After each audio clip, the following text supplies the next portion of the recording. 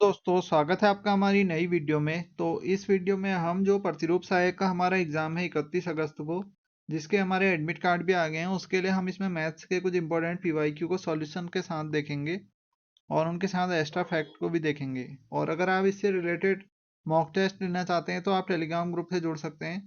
Total इसके 5 mock test बनाए गए हैं और ये सब सिलेबस के अकॉर्डिंग ही बनाए गए हैं।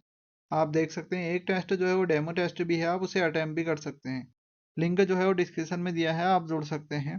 तो जैसे इसका हमारा क्वेश्चन है, इसमें जो हमने इसमें मैथ वाले लिए हैं कि द मल्टीप्लिकेटिव इनवर्स यानी कि गुणात्मक प्रतिलोम क्या होगा इसका, 4 - 3i का गुणात्मक प्रतिलोम। तो ये कॉम्प्लेक्स नंबर जहां हम पढ़ते हैं वहां से ये आया है। तो मान लेते हैं हम जो ये है इसको हमने जेड मान लिया कि जेड बराबर 4 - 3i।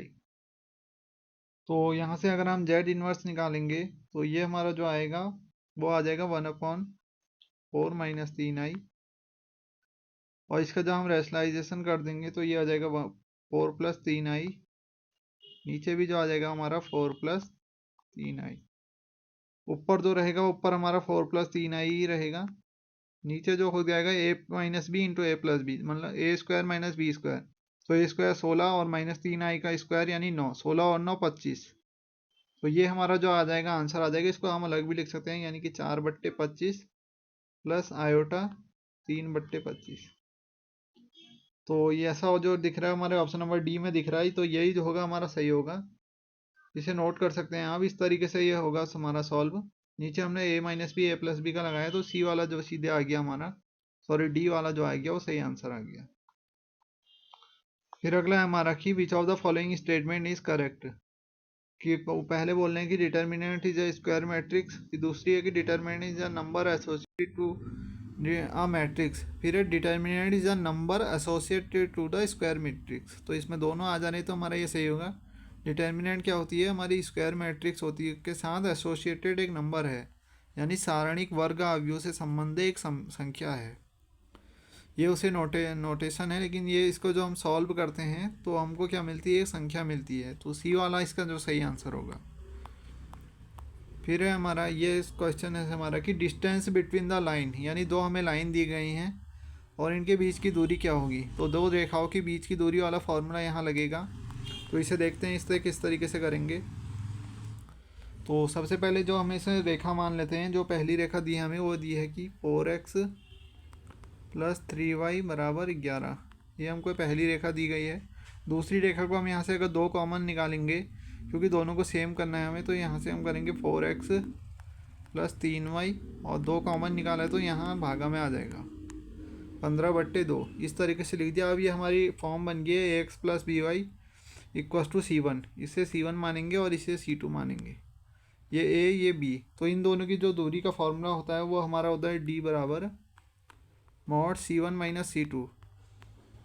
ये होता है अंडर के अंदर आता है a² + b²। तो ये फॉर्मूले से क्वेश्चन बना है, जहाँ a और b क्या है हमारे, a हमारा 4 होगा, b हमारा 3 होगा और c1 हमने ये माना है, c2 हमने ये माना है। तो रख देंगे इसकी वैल्यू को। तो c1 - c2 करेंगे तो ये हमारा आ जाएगा c1 जो है हमारा 11 - 15/2 और a² √a² + b² कर देंगे तो ये हो जाएगा यानी 4 का स्क्वायर + 3 का स्क्वायर। तो 4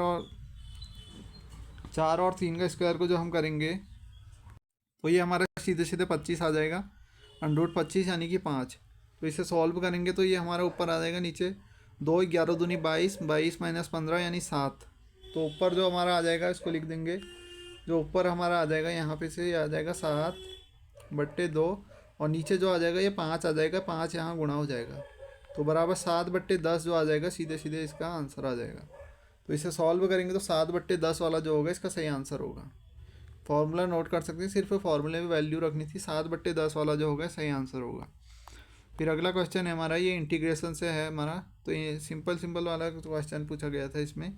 तो ये क्वेश्चन जो है ये सब PYQ हैं, UKSSC में ही पूछे गए हैं। तो देख सकते हैं आप। तो इसका जो हम जानते हैं कि क्या होता है हमारा कि 1 + tan² थीटा = जो होता है 1 + tan² थीटा = sec² थीटा होता है। तो यहाँ से हम tan² x की वैल्यू निकाल देंगे। अगर हम x लेंगे तो tan² x = क्या हो जाएगा 1 - सेक स्क्वायर एक्स।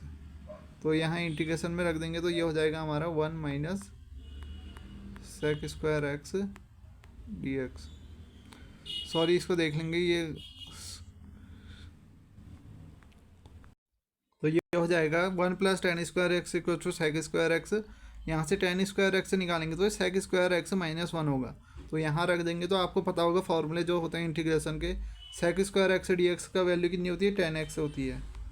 और अगर खाली -1 का इंटीग्रेशन करेंगे तो ये x आएगा, 10x माइनस एक्स प्लस सी। तो ये जो होगा ऑप्शन नंबर सी वाला, ये हमारा सही आंसर होगा। तो सी वाला जो होगा ये करेक्ट होगा। फिर हमारा ये है, ये सेट वाले से बना है कि एक विद्यालय में 20 अध्यापक हैं जो गणित या भौतिकी पढ़ाते हैं। इनमें से 12 गणित पढ़ाते हैं और 4 भौतिकी और गणित दोनों पढ़ाते हैं। तो इसमें से बताना है हमें कौन सा जो होगा वो हमारा सही होगा। तो एक विद्यालय में जो टोटल अध्यापक 20 अध्यापक हैं जो गणित या भौतिकी पढ़ाते हैं, तो ये बोल रहे हैं यहाँ। तो इसमें जो देखेंगे पहले NM मान लेते हैं, यानी गणित पढ़ाने वाले को M बोल देंगे। तो इनकी संख्या कितनी है, वो है हमारी 12।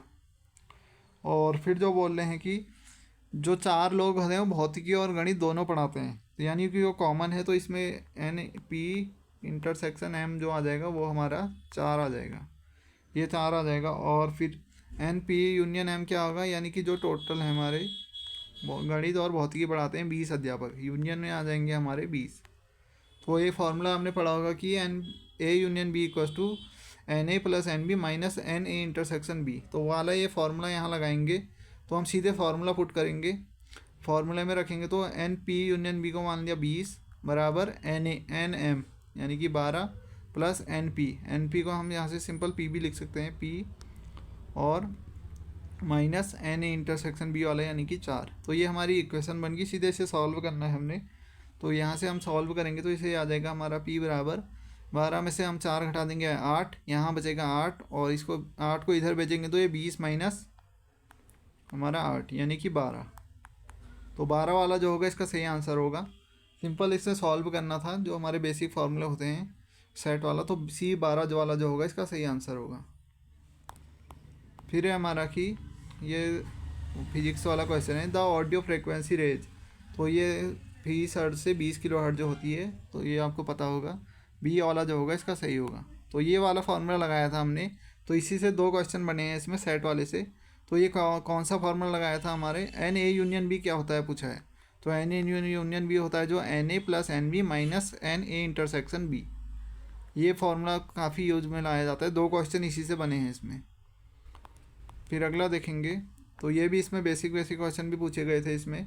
जैसे फार्मूला है हमारे 2 फंक्शन है U और V, तो इनका अगर हमको इनका जो अगर मल्टीप्लिकेशन का डिफ्रेंशिएशन करना है तो फार्मूला कौन सा यूज में लाया जाता है।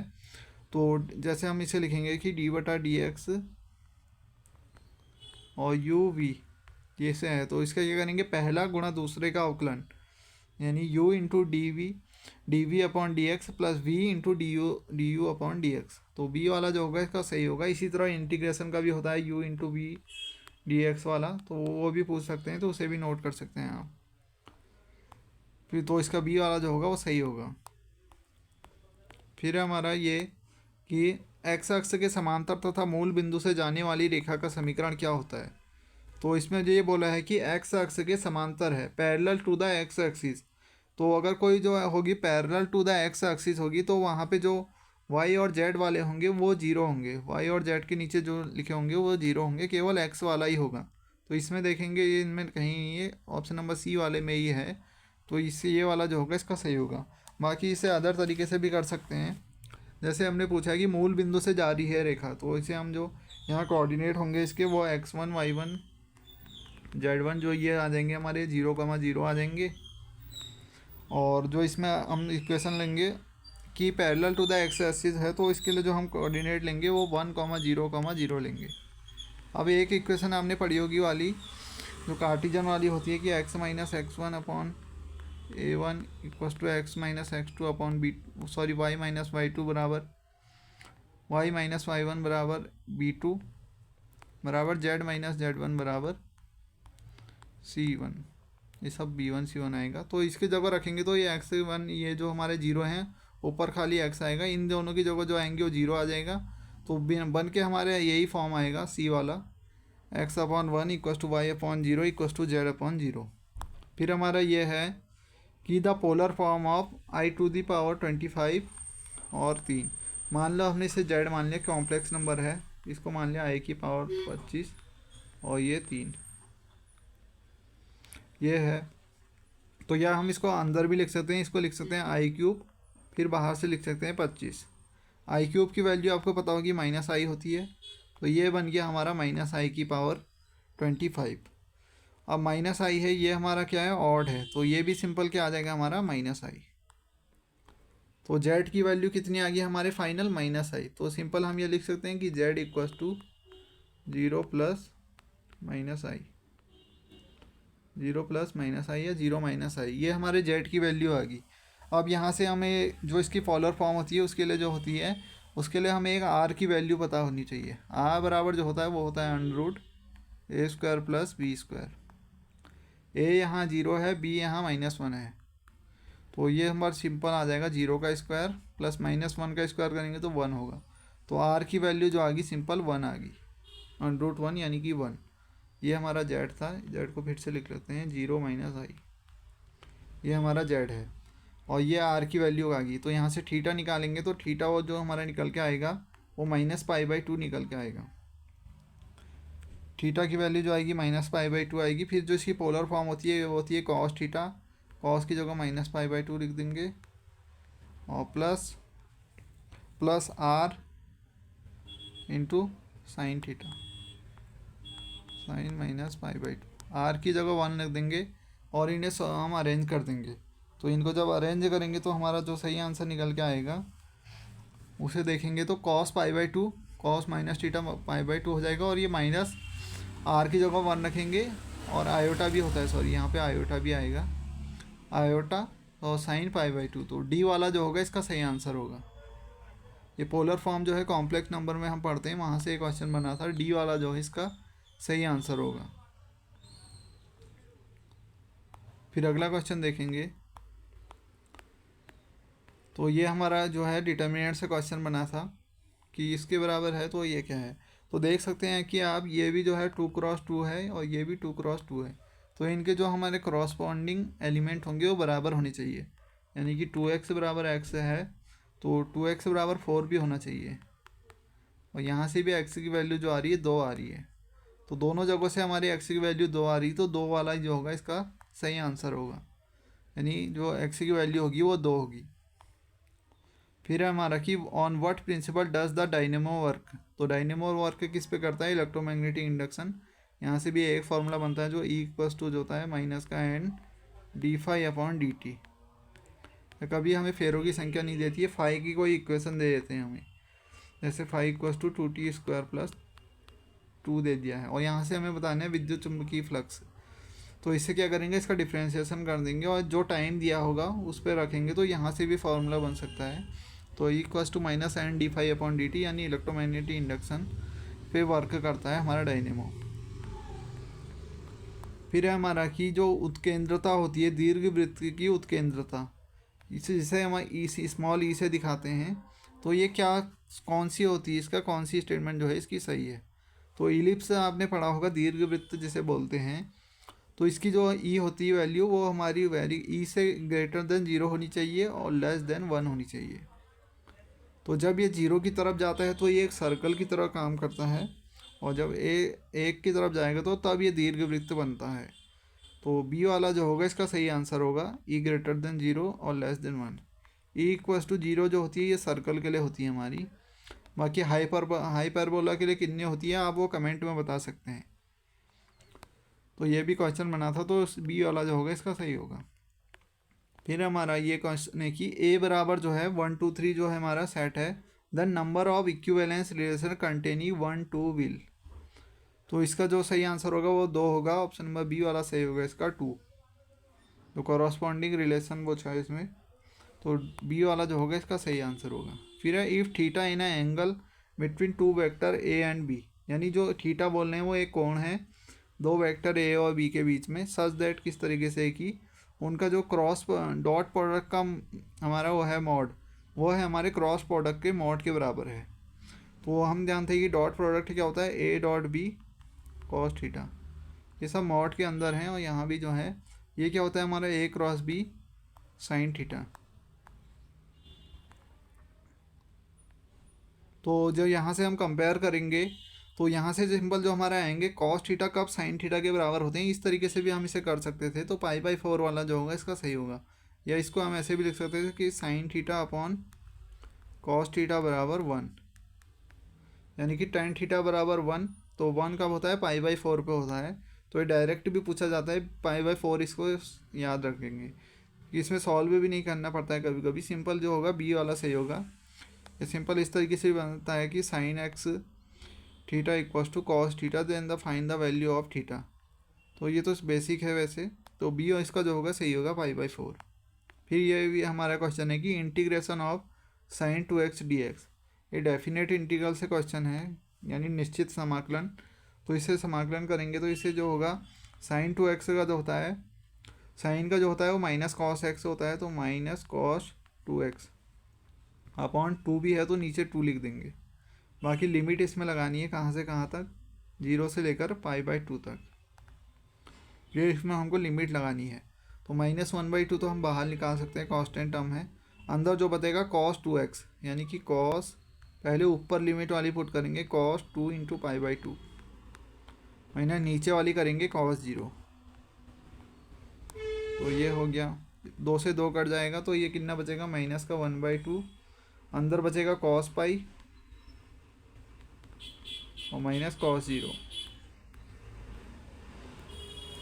ये बचेगा माइनस का 1/2। कॉस पाई की वैल्यू कितनी होती है, -1, इसकी वैल्यू जो होती है -1, माइनस कॉस 0 की वैल्यू 1 होती है।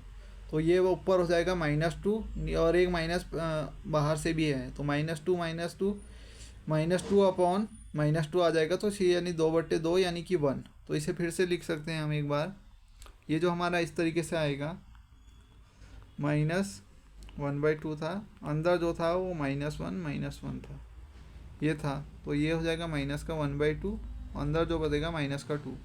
तो ये माइनस से माइनस कटेगा, 2 से 2 कटा, तो सिंपल 1 जो होगा इसका सही आंसर होगा ऑप्शन नंबर डी।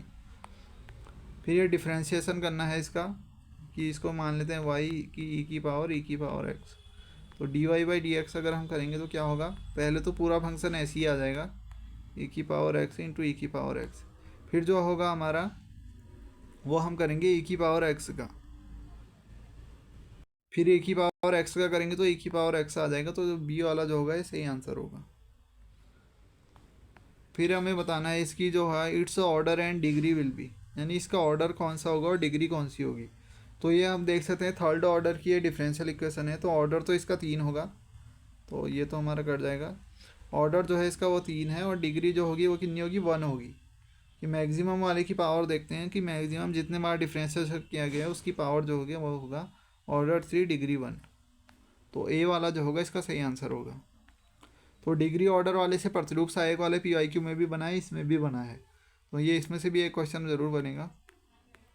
फिर ये है हमारा कि the value of integration e की power x log x plus 1/x, ये फॉर्म बनती होगी, हमने पता होगा e की पावर x अगर f(x) plus f'(x) whole dx है, तो इसकी जो वैल्यू होती है वो डायरेक्ट आ जाती है e की पावर f(x) प्लस c, यानी कि e की power x log x plus c जो होगा इसका सही आंसर होगा। तो ये फॉर्मूला था डायरेक्ट, ए वाला जो होगा इसका सही होगा। फिर है the velocity of sound in rainy days as compare to others day, तो ये इंक्रीज़ हो जाती है। बारिश के दिनों में आप भी देखते होंगे जो साउंड होती है वो अदर के कंपेयर में बढ़ जाती है, तो ए वाला जो होगा इसका सही होगा इंक्रीज़। फिर है principal value of sine inverse -1/2, तो ये तो -5/6 होगा। फिर भी देख लेते हैं कैसे होगा, इसको मान लिया हमने थीटा, तो ये हमारा आ जाएगा साइन थीटा बराबर -1/2, यानी कि साइन थीटा बराबर 1/2 कब होता है हमारा, 1/2 होता है जब होता है साइन π/6। तो यहाँ से माइनस साइन थीटा, ये साइन इसको अंदर भी ले सकते हैं, यानी माइनस का साइन π/6, सॉरी माइनस, और ये बराबर आएगा अंदर माइनस वाला आ जाएगा। तो साइन से साइन कंपेयर करेंगे तो थीटा वैल्यू जो आएगी वो माइनस का π/6 आएगी। तो सी वाला जो था इसका करेक्ट है। फिर ये मैट्रिक्स वाला है, इनको सबको करेंगे हम सॉल्व। जैसे ए है और इनको करना है a plus a dash is a symmetric matrix. A dash जो है यहाँ पे वो क्या है, इसका जो बोलेंगे परिवर्त, इसे इंग्लिश में जो इसमें जो होगा ट्रांसपोज बोलेंगे, इंग्लिश में ट्रांसपोज बोलेंगे, हिंदी में परिवर्त बोलेंगे। तो ए इसको देख सकते हैं, इसको अगर सॉल्व करेंगे आप तो ए वाला जो होगा इसका सही होगा कि a plus a complement is a symmetric matrix. Symmetric कब होती है, जब a complement equal to a होता है। तो इसे सॉल्व कर सकते हैं आप। ये इजी था क्वेश्चन। ए कॉम्प्लीमेंट निकालेंगे तो क्या होगा, जो रो है वो कॉलम में बदल जाएगी 1 2 और ये 8 7। फिर इसे सॉल्व करेंगे तो ए वाला जो होगा इसका सही होगा। फिर ये है हमारा प्रोबेबिलिटी वाला है कि पी ए जो है 7/13 है, पी बी जो है 9/13 है, और पी ए इंटरसेक्शन बी 4/13 है। Then the value of P A upon B. तो डायरेक्ट फार्मूला है ये भी कि पी ए अपॉन बी का जो फार्मूला होता है वो होता है हमारा P A intersection B upon P B. ये फार्मूला होता है यूज़ में। तो पे इंटरसेक्शन बी कितना है यहाँ, वो 4/13 है, और बट्टे पी बी कितना है हमारा, पी बी जो है वो 9/13 है, यानी कि 13/9। तो 4/9 वाला जो होगा इसका सही आंसर होगा ऑप्शन नंबर ए। तो सिंपल सॉल्व करना था, ए वाला जो होगा करेक्ट होगा। ये भी अच्छा क्वेश्चन था कि द फंक्शन जो है ये इसका क्या होगा, हमें बताना है कि इसकी कंटिन्यूटी क्या होगी, यानी ये सतत कहाँ है, असतत कहाँ है। तो इसको चेक करने के लिए हम क्या करेंगे, नीचे वाले को हम पहले जीरो के इक्वल कर देते हैं, क्योंकि नीचे वाला जीरो के इक्वल नहीं होना चाहिए। फिर हम जीरो के इक्वल करते हैं, जो जो वैल्यू आएंगी उसमें ये डिसकंटिन्यूस होना चाहिए। वो एक्स कॉमन ले लेंगे अंदर, तो ये बचेगा 4 minus x square equal to 0। X ये हो जाएगा हमारा a square minus b square, यानी कि 2 माइनस एक्स 2 प्लस एक्स बराबर 0। एक वैल्यू आ गई एक्स बराबर 0, एक वैल्यू आ गई एक्स बराबर 2, एक वैल्यू आ गई एक्स बराबर माइनस का 2। तो इन 3 पॉइंट पे ये फंक्शन डिसकंटिन्यूस होना चाहिए, क्योंकि ये हो जाएगा 1/0 की फॉर्म आ रही है, इनफाइनाइट आ रही है। तो ये इस पे ये होना चाहिए, असतत होना चाहिए, यानी डिसकंटिन्यूस होना चाहिए। तो सी ऑप्शन जो होगा करेक्ट होगा कि डिसकंटिन्यूस एट एग्जैक्टली 3 पॉइंट। तो सी वाला जो होगा करेक्ट होगा। फिर है 2 sin 5 थीटा और cos थीटा विल बी। तो इसकी वैल्यू कितनी होगी बताना है। तो इसे जब सॉल्व करेंगे हम तो एक फार्मूला हमने पढ़ा होगा, क्या होता है 2 sin a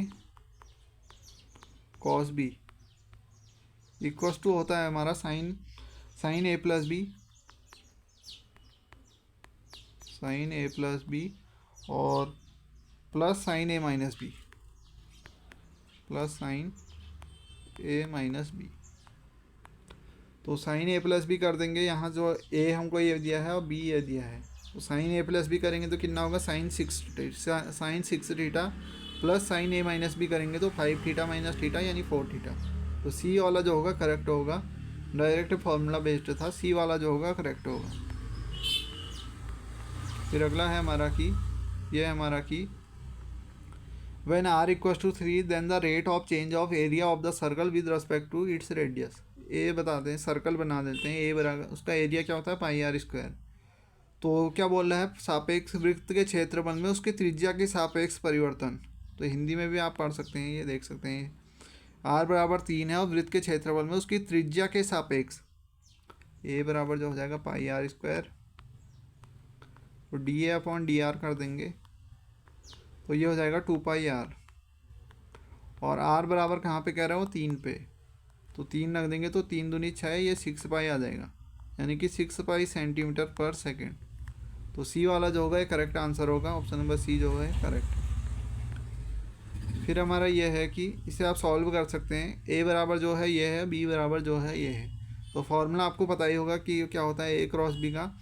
A cross B हमें अगर यहाँ निकालना है तो यहाँ लिख देंगे हम आई जे के, फिर इसके एलिमेंट लिख देंगे जो यहाँ होंगे और उसके जो नीचे वाले के होंगे उसके यहाँ लिख देंगे।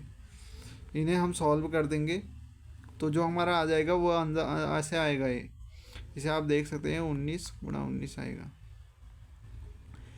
अंडरूट के अंदर आएगा ये 19 का स्क्वायर आ जाएगा, सॉरी 19√2 आएगा। इसे आप सॉल्व करेंगे तो 19√2 जो आएगी इसकी वैल्यू आएगी 19√2। ऑप्शन नंबर ए जो आएगा इसका करेक्ट आएगा। फिर ये है हमारा कि let R to R a function है हमारा F x equals to 1/x। और ये कहाँ से कहाँ मैप हो रहा है, आर टू आर हो रहा है। आर में जो आएंगे हमारे सभी रियल नंबर आ जाएंगे। तो अगर हम यहाँ पे जीरो भी रखेंगे तो ये हमारा क्या आएगा 1/0। और ये आ रहा है इनफाइनाइट, तो यहाँ पे ये डिफाइंड ही नहीं हो पा रहा है। तो ये ना तो 1/1 होगा, ना 1/1 इंटू, या नन ऑफ दिस। तो डी इसका जो होगा करेक्ट आंसर होगा। तो क्लियरली जो है f is not defined at x equal to 0। तो ये फंक्शन नहीं होगा हमारा, ये डिफाइंड नहीं होगा, इस केस में डिफाइंड नहीं है। फिर ये द शेडेड रीजन है, हमें ये शेडेड रीजन दिया है। इवेंट डायग्राम भी हमारे सिलेबस में है, आपने देखा होगा। ये ए सेट है, ये बी सेट है। अगर हमें इसका पता है ना तो ये हमारा जो होगा ए इंटरसेक्शन बी। हमें शेडेड एरिया बताना है। शेडेड मतलब जो यहाँ जो दोनों में कॉमन है, तो ये तो हमारा आ जाएगा ए इंटरसेक्शन बी। ये आपको पता होगा, जो शेडेड है दोनों में कॉमन है, वो इंटरसेक्शन हो जाएगा। और फिर हमें ये वाला बताना है, तो ये बी और सी में लग रहा है हमारा पूरा, इतना बी में सी में। तो इसका यूनियन कर देंगे, यानी ए इंटरसेक्शन बी यूनियन कर देंगे बी इंटरसेक्शन सी के साथ, तो हमारा शेडेड एरिया निकल जाएगा। तो ए वाला जो होगा ये करेक्ट होगा, ऑप्शन नंबर ए जो होगा ये सही है। फिर ये मेरा है कि 1 + ओमेगा स्क्वायर, ये क्यूब रूट ऑफ यूनिटी होती है कि इनका जो फॉर्मूला होता है 1 + ओमेगा स्क्वायर इक्वल टू 0 होता है। ओमेगा क्यूब की वैल्यू 1 होती है। Then the value of 1 + omega minus omega square. पहले यहाँ से हम लिख सकते हैं कि 1 + ओमेगा को क्या लिख सकते हैं हम यहाँ से, माइनस का ओमेगा स्क्वायर, ये लिख सकते हैं। और अंदर यहाँ जो है इसको सॉल्व करेंगे तो 1 और 1 + ओमेगा ये है, 1 + ओमेगा ये है, इसकी जगह लिख देंगे हम माइनस का ओमेगा स्क्वायर और माइनस का ओमेगा स्क्वायर। फिर इसे सॉल्व करेंगे हम, ये देख लेते हैं ओमेगा माइनस ओमेगा यानी माइनस का 2 ओमेगा स्क्वायर। फिर इसको अंदर मल्टीप्लाई कर देंगे तो ये माइनस का 2 और ये हो जाएगा ओमेगा क्यूब। माइनस का 2 ओमेगा क्यूब की वैल्यू कितनी थी 1, तो माइनस का 2 जो होगा ये करेक्ट आंसर होगा।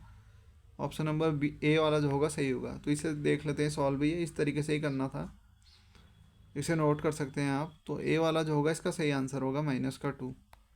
तो आज ये नई क्वेश्चन है इसमें। तो थैंक्स फॉर वॉचिंग, और वीडियो कैसी लगी कमेंट में बता सकते हैं आप। और इसके लिए मॉक टेस्ट भी लेना चाहे तो आप टेलीग्राम ग्रुप में जुड़ सकते हैं। तो थैंक यू।